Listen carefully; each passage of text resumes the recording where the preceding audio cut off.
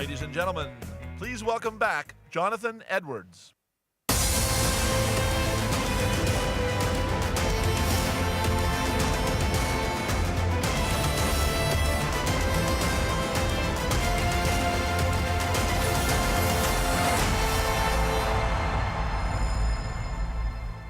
Hello again, and alongside me, Simon Longstaff, who is the director of the St James's Ethics Centre, and a real-life philosopher. I'm not sure we've had a philosopher on stage before. A bit of novelty. We're going to talk about ethics in global sport, and frankly, this is the hottest topic, I would say, at this Doha Goals Forum this year. And before we have a little chat, Simon, a shout-out to the students at Amsterdam University who are watching online at the Sport and Law course. Give them a wave, everybody. Yeah, okay, I hope you enjoy this. So, ethics in global sport. I guess before we can start talking about the philosophy behind ethics in sport, we have to almost define the subject, sport. What is it? What in essence is sport? Why does it grab our attention in the way that it does? I think it's not just a matter of grabbing attention. I remember going to a poetry reading in the United States and talking about why people had gone there. And they said something extraordinary. They said, oh, that's where we go to hear the truth. And it made me think about sport because there's so much of what we encounter in our lives which is manufactured. It's marketing, it's spin, that there are very few times when you can find something which is authentic and real. And I think the attraction in sport goes well beyond anything to do with spectacle. It's the fact that there you see a contest which is an expression of truth, if you like, embodied truth, where you see people bringing their bodies, their spirit to bear in a legitimate contest. I think that's what really inspires people. And if you lose that, then all you're left with is spectacle. And there are plenty of ways you can find that by doing something else. It's interesting you say that, because let's take, and I was watching the Formula One at the weekend, and there's a lot of spectacle to that. Yeah. But it's not really a level playing field in a sense, is it? Because you've got all sorts of different sorts of investment. So sport isn't purely that, is it? It's not that sort of the essence of people competing against each other on a level playing field. But it is at its best. Okay. And when people feel that they're seeing either an individual drawing from themselves in a contest which might only be against themselves or against other people, where they see courage and commitment, where they see them draw from reserves which might allow an underdog who is not fancied to win to actually prevail in the contest. That's what ignites the imagination.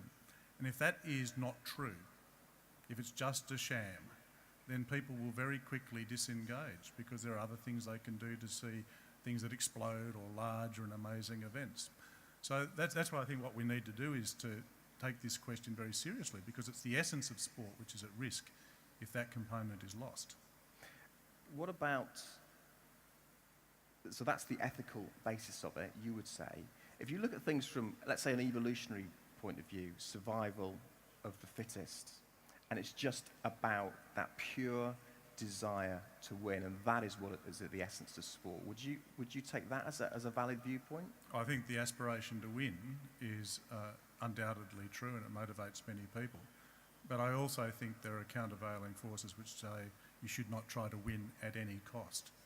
Even in something which is the most brutal competition that we can imagine, which is the waging of warfare, there's this observation made by the Canadian philosopher Michael Ignatieff that the difference between a warrior and a barbarian is ethical restraint. And if you have no restraint, no ethical restraint at all, and you secure your victory by important means, yes, there might be that moment of excitement at having prevailed, but I believe, having spoken to many people, that it soon loses its savour. People who cheat in order to win never truly enjoy the victory that they have secured, even if no one ever notices. Do you think that's? Do you really think that's true? I mean, it's very difficult to ask somebody who's cheated to win who will own up to it and then say what they feel about it. But is that something that we as sort of reasonable human beings assume or hope is the case? I think it's more than a hope. It's a hope. You can talk to enough people who've been in those situations, and it's not just restricted to sport. There are plenty of other contests too, where it's not necessarily that survival's at stake. It's about some kind of gain that you get. And people will tell you where they reveal. I'm in a lucky enough position to have those conversations where people will tell you things which are not about, because I'm not there, I can't punish anyone, they're just talking. And they'll say that, yeah, I did this and that means, but it meant nothing to me ultimately because I knew that it wasn't a serious or proper victory. You're coming not from the sporting world. No, you can tell, can you? No. How good do you think sport is at having the intellectual conversation about ethics and then interpreting it in terms of its rules and regulations? Well, there's two things about that. I think it's getting better. For me, a lot of work that I do with sport is directed towards the players because I think they're the ones on the field and they have to be the stewards for their game. Whatever the code, whatever the sport, they've got to own that. The rules are an attempt to try and provide some kind of framework around this, but I'm concerned that at the moment we are thinking that we can fix all of the problems in sport by regulation and surveillance. Now, we do need to have some rules. We'll all get on aeroplanes a little bit later this week and none of us wants the pilot to say, let's forget about the checklist and just go for a bit of a fly. We want them to understand the constraints within which they work. But you need something more because if you create a system in which no one can choose to do anything wrong, then it's a world in which no one can choose to do anything right. You simply comply and you lose that capacity to make responsible decisions. You outsource your judgment to other people. So what I'd like to see is a move to something a bit different, which is instead of simply aiming to catch and punish people who've done the wrong thing, which is what is sensationalised, which causes all things, why don't we look at investing at least the same resources in actually identifying and celebrating the people who do the right thing, those people who bring an ethical core to the way that they engage in their competition. And we've all seen them. Golf is famous for this, where you might have a person who reports themselves to the tournament referee because they've broken one of its arcane rules. No one's seen it, no one noticed, and they may actually lose.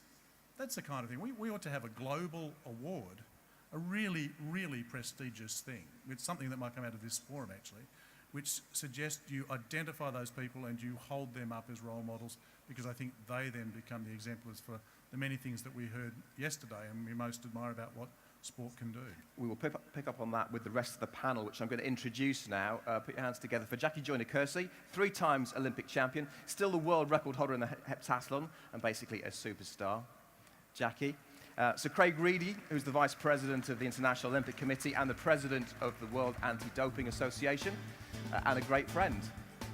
And Claudio SULSER, who's the former Chairman of the FIFA Ethics Committee and also the Chairman of the Disciplinary Committee now. You are very welcome, ladies and gentlemen. Craig, let me start with you. So what do you think about this idea? You're listening to Simon there about, you've got the kind of the stick and the carrot, haven't you? Yeah, well, two immediate comments. One is that the World Anti-Doping Agency and the IOC have moved away a little bit from describing the drug problem as the fight against doping in sport to a philosophy of protecting the clean athlete. And I think that does work. And it's been picked up by WADA, it's been picked up by the IOC, and we'll be interested over the next few months and years to see that it's picked up by all the athletes. And I was intrigued with the suggestion about let's praise the voluntary action of an athlete. Many years ago, I managed to walk behind a very old man called Roger Wethered at Royal Wimbledon Golf Club in London. And now this is the man who called a penalty shot on himself as an amateur and lost the 1924 Open Golf Championship by 1 shot. Now, it's a long time ago, but it's about as good an example as I can give you. Jackie, again picking up on Simon's comments about the lack of ultimate satisfaction of doing something when you know you've cheated but nobody else does. Is that something that you think is true or you hope would be true? I mean, having achieved what you've achieved through your career, what would your view be on that? I'm not really sure if it's true or not because it relies with the individual, because it's something that consciously you have to deal with. And if you're not comfortable with knowing that you put in all the hard work and you decide to take the shortcut, then somewhere down the road that's something that you're dealing with, and it probably would eat at you all the time. Just coming back to you on this, Simon. I mean, Lance Armstrong, let's take cycling, for example, perhaps the most famous recent case. I mean, Lance's view would have been, well, they were all doing it, so it was fine. Yeah, frankly. That is his view, I think. And that sounds to me like a rationalisation, certainly from a philosophical perspective. The fact that lots of people do something or that everybody does it is about one of the worst reasons you can ever have for doing something. It opens the door to minor things, but to truly horrible things that have been done from time to time. What you want to do for somebody like Lance Armstrong is to make sure that the balance of approaches to fair competition is such that he doesn't have the belief that everybody's doing it and doing it with impunity, and that feels that it is an actual fair situation, and therefore the temptation or the justification is removed. I think it's interesting. I mean, and again, I'll get your view on this, Jackie. The drug problem in athletics wasn't something which, it does bother me, don't get me wrong, but because I held the world record, it wasn't as if, and you hold the world record, it wasn't as if there was somebody there who was better than me and I kind of knew was cheating, so it kind of ate away at me inside. If it had been a different way around, I think I'd had a very different perspective on it, and I guess you would be the same. Yes, and it bothers me from the standpoint that I'm glad that the IOC and WADA is looking at it from protecting the athletes that have done it right, that have put in the work. And I know in athletics is that every time someone, even during my time when we performed, there was always question. And even today, you still hear that. And it kind of bothers me for the athletes that continue to work hard and no one is stepping up and speaking for them. There's always a whisper, and it isn't fair. Absolutely. I'm going to come to you now, Claudio. Claudio is going to speak in French, so if you want to put your translation on the French, it's in your language, and hopefully I can get mine to work. I don't know what channel it's on. I don't even know.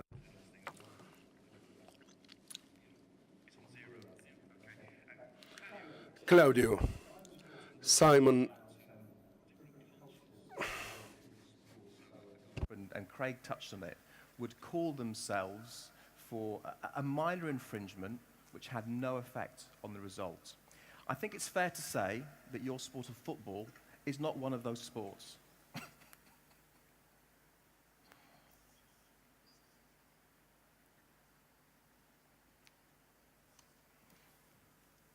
Can you repeat the question? Because I'm talking about sports and the culture within those sports, and the ethics of the players. Okay. And I think, bluntly, what we see in football is perhaps not what we see in golf, or maybe sometimes in snooker, where a player will just touch the ball and they'll self-call for a foul. There seems to be an active culture of trying, bluntly, to cheat. And you sit on the disciplinary committee. It's something, obviously, which is of great concern to you. Merci pour la question. Bonjour à tout le monde. thank you for the question. In the world of football, there is a culture which is different from the other sports. Compared to other sports like rugby, where you have a lot of contact, there are many simulations and there are many cheating activities during the game. There is this problem that make the footballers cheat sometimes from time to time, but we have to intervene by educating the players and also by imposing some sanctions on some players. Claudio suggests it's an issue of education, but I'm going to go back to my question, survival of the fittest versus doing what's right. The money involved is so huge. Is there an inherent conflict between ethics and money, most obviously seen in football? Oh, well, there can be clearly a conflict, and we see that in betting scandals and a whole lot of things. But even if you weren't to appeal on the grounds of some kind of ethical commitment, you might want to talk to people in this situation on the grounds of self-interest. That there can come a point where crowds of people still thinking that the level of skill is extraordinary and with their tribal allegiances, if any kind of ethical foundation breaks down to the point where you just do whatever it takes, including blatant cheating, beyond the kind of theatricalities that you see in football, the crowds will melt away. Eventually they will find something which is more authentic, which will engage them. And it may even be that it's within the same code, but at different levels. So I was recently in the United Kingdom, where talking to a number of people who are less inclined now to go to Premier League matches because of the cost of it, because of what they see, a whole range of things, and they're rediscovering the game of football, but at lower levels in other parts of the league.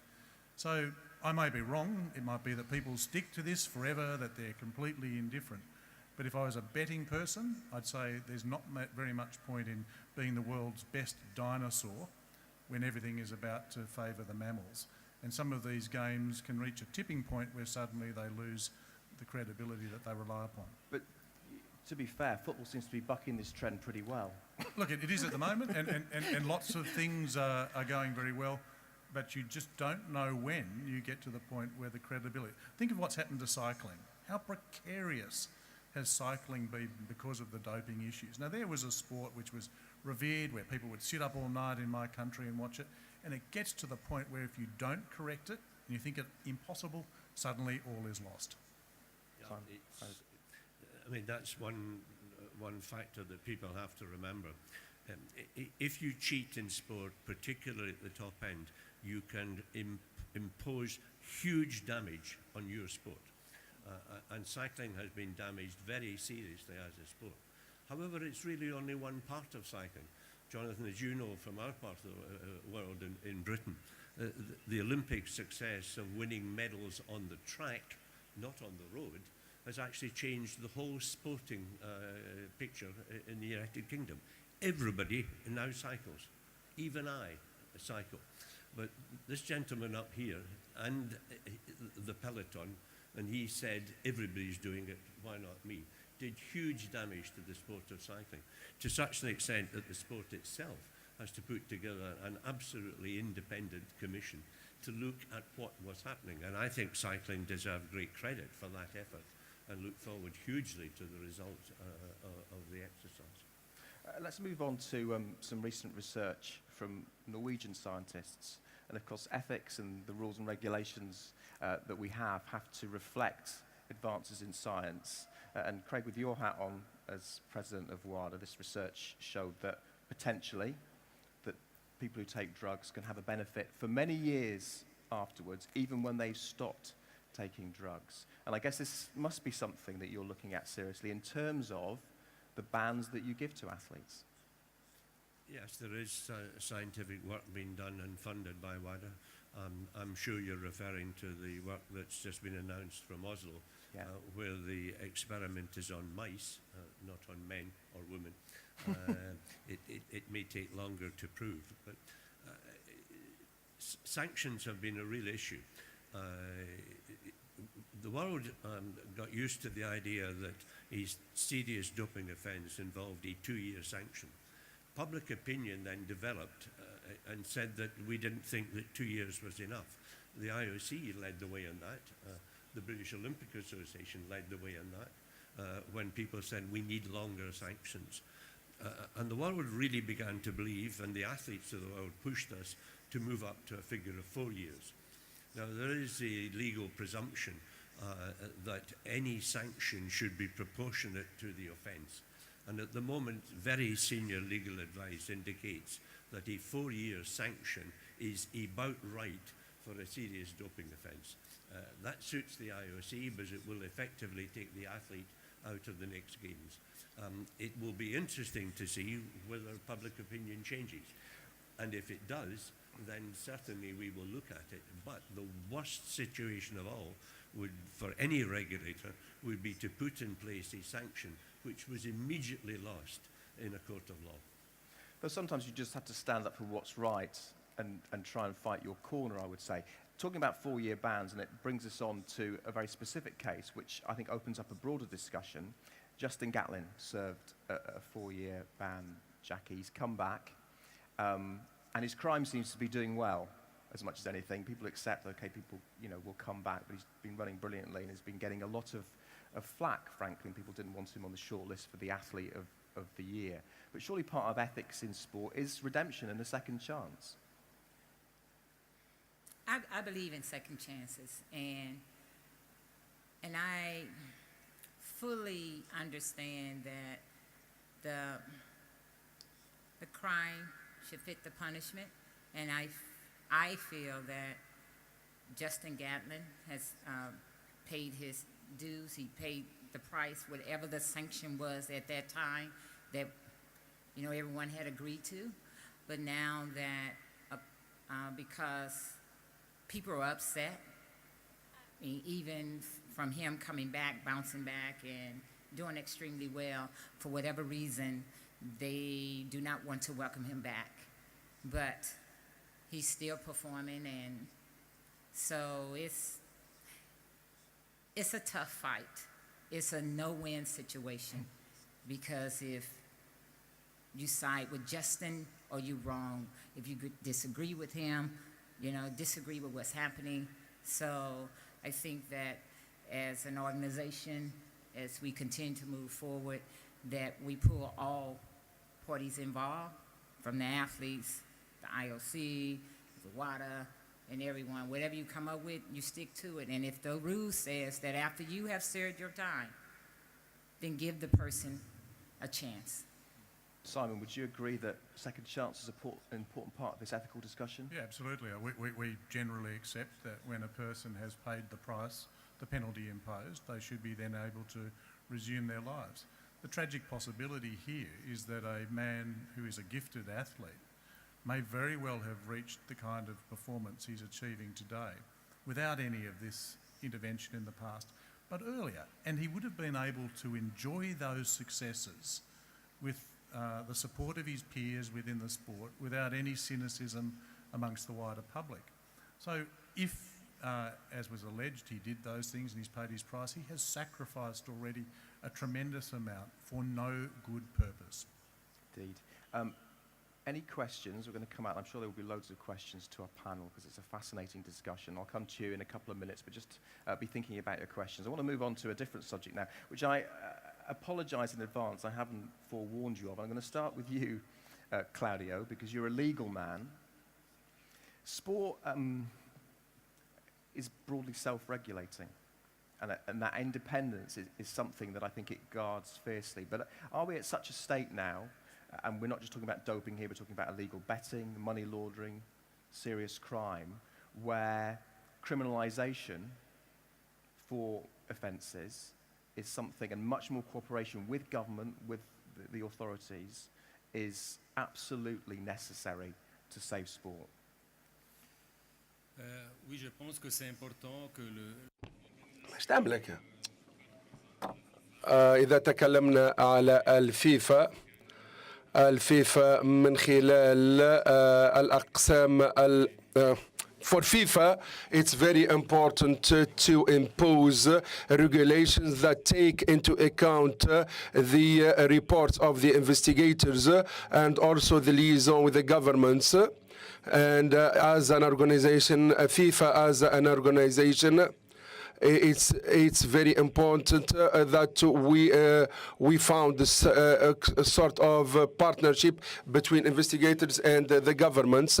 We have to send a positive message, which is based on the idea that a triumph based on cheating is not a victory.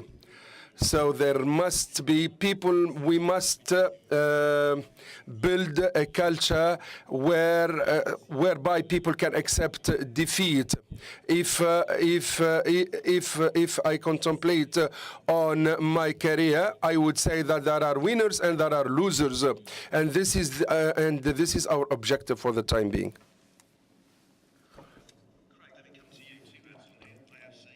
WADA, criminalisation for athletes, doping potential? No? Well, certainly don't criminalise athletes. There's a very clear feeling in the IOC and in WADA that sport should sanction sports people.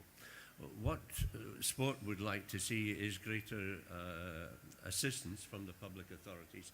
And in fact, WADA is a very good example of how it can work when we're a completely hybrid organisation of 50% sport and 50% public authorities. What we really need the authorities to do is to criminalise those people who import and distribute performance-enhancing substances.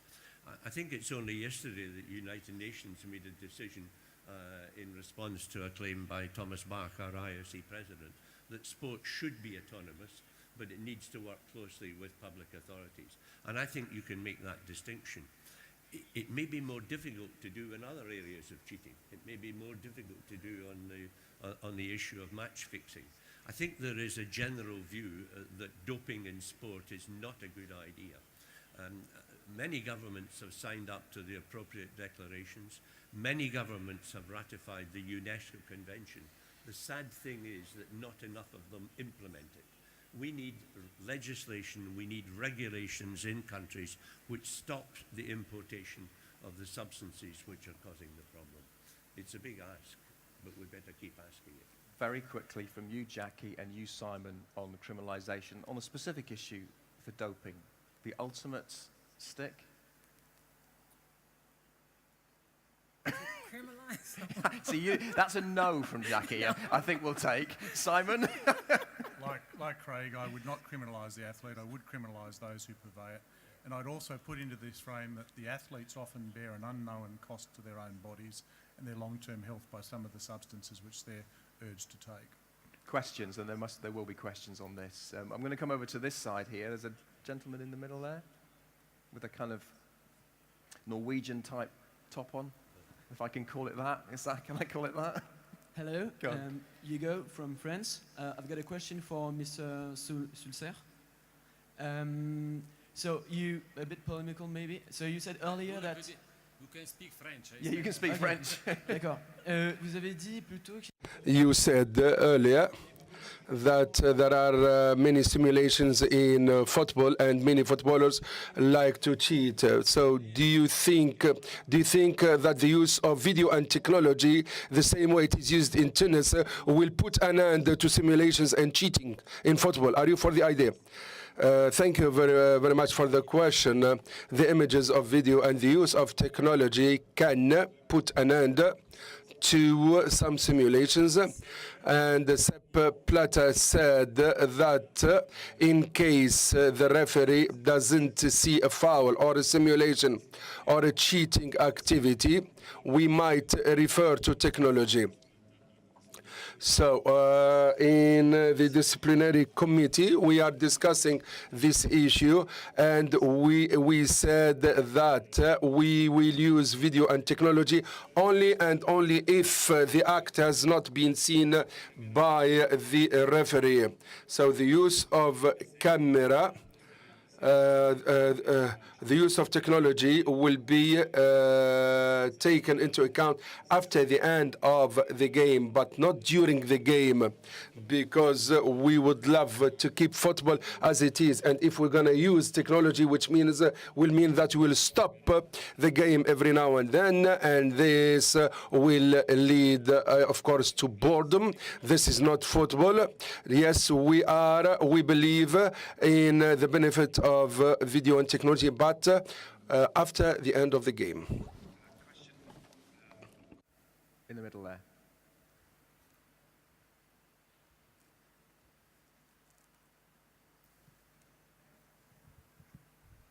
Hi, my name is John Paul from the United States. I'm interested in learning more about the perspective of the individual athlete. So I understand there are huge internal benefits of winning and being the best in your field. I can imagine there are also huge external pressures put on these athletes by coaches, leagues, and fans as well to kind of see them perform. Based on your conversations with athletes that have chosen to use performance-enhancing drugs, do you have a sense of how much of their decision was driven by internal motivation versus external forces? You asking? Jackie? Jackie? Whoever. Yeah, Jackie, I think you start on this one. I haven't personally sat down and had that question opposed to someone, but from just listening, you know, we're talking about ethics and talking about the pressure of performing well versus the rewards in the end. Is it based off of monies? Then are those outside pressures from coaches? Or it could just be the individual, because sometimes individuals decide to do things that, you know, the coaches get blamed for, and the coaches has no idea of knowing that the athlete was doing something. Well, I think a number of external pressures do play a role, particularly when you've got a large number of athletes who are quite young. They're still forming their own view. They can become very dependent on the relationships within a club or with a coach. And if that person sees their own success being realised through the athlete, they can sometimes cross the line in terms of what they're prepared to urge them to do, and they may not have the strength of character to say no. Quickly, Simon. The answer to the question is probably part of many of the examples that you gave. The World Anti-Doping Code does allow for reduced sanctions for what's called substantial assistance. And we have evidence of speaking to a number of people who did break the rules on dope and asked them why. And the answers that we get, some are personal, some are coach-led, some are pressure, peer group pressure. So you begin to build a picture of the different types of pressure. And it depends to a great extent on the kind of sport that you're in. Indeed. I mean, I would add, I think that athletes, you know, you take it as read that they want to win and they're passionate about achieving, and they become very vulnerable, and they then trust people, and they don't necessarily ask questions. And there's a lot of stuff which is unsaid, it's tacit, and they can end up taking drugs almost without ever saying, I want to take drugs, by those people around them. Anyway, we have run out of time. We could go on and on and on. Please show your appreciation for our panel. They've been stunning. It's a coffee break now. There is a friendship tournament happening in the coffee break. You can play basketball with Mutumbo, if you can see him up there in the sky, and also Keju. So over there to your right, to my left, that's where the court is. It's on a first-come, first-served basis. Back here at 11 a.m. for the next session. Thank you very much indeed.